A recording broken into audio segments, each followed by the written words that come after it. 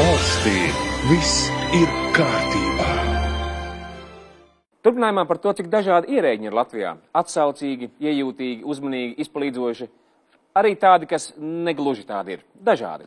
Mēs nolēmām uztaisīt eksperimentu un apstīties, vai ir iespējams 2 minūšu laikā pabeigt dokumentu kārtošanu, ja visi dokumenti un veidlapas jau ir aizpildītas. Bet šī pēdējā, lūk, anketa 4. veidlapa, man nav īsti skaidrs, vai jūs man varētu palīdzēt. Protams, es jums palīdzēšu tikai vienkārši viss. Paldies! Pirmais es jums palīdzēšu, otrais jūs jau pats. Kas te ir vienkārši? 4. veidlapa. Es redzu 4. veidlapu, es redzu, es neesmu akla. Jūs valsts ieņēmuma dienestā bijāt? 6. veidlapu 105. kabinetā izņēmāt? Es biju 105. kabinetā, bet tur veidlapa man tāda neprasīja.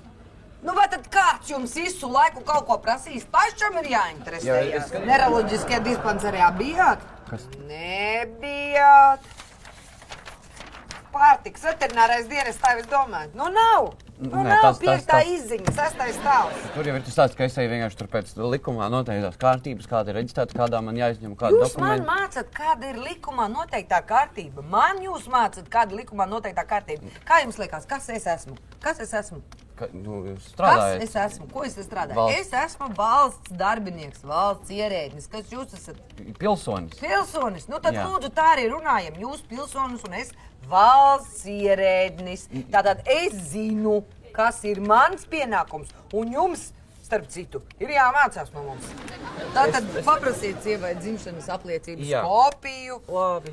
Savējo dzimšanas apliecības kopiju, notariāli apstipriniet, ievākojiet polietilēna kabatiņā. Es varu kabatiņu no jums? Kā tād varat? Cik valstī cilvēki? 2 miljoni. Katrs ņems no mums kabatiņu. Jūs trāks esat katra kabatiņa? Es vispār drusku samulsis.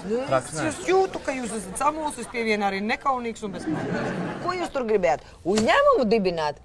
Jā. Uzņēmumu dibināt. Vēl viens muļķis šitāds gadīsies te. Pats nezinu, ko vajag. Ko tad jūs vadīsiet? Kas tad tas pat tādu uzņēmumu būs? Ko tad jūs vadīsiet, ka pats neko neziniet? Ārprāts, mūsu cik pulkstens ir? 12 ir jau. Ak, Dievs, es jau sen esmu pusdienas laiku nokavējusi. Tātad, ejam cauri vēl vienreiz. Kas jums tur nav? Es atvainošu, jūs saprotat, es strādāju savā brīvajā laikā. Pusdienas laikā jums lūdzu runājiet.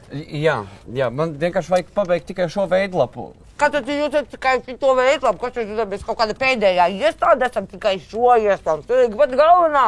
Pati galvenā veidlapa šitā ir. Pārtikas veterinārais dienests.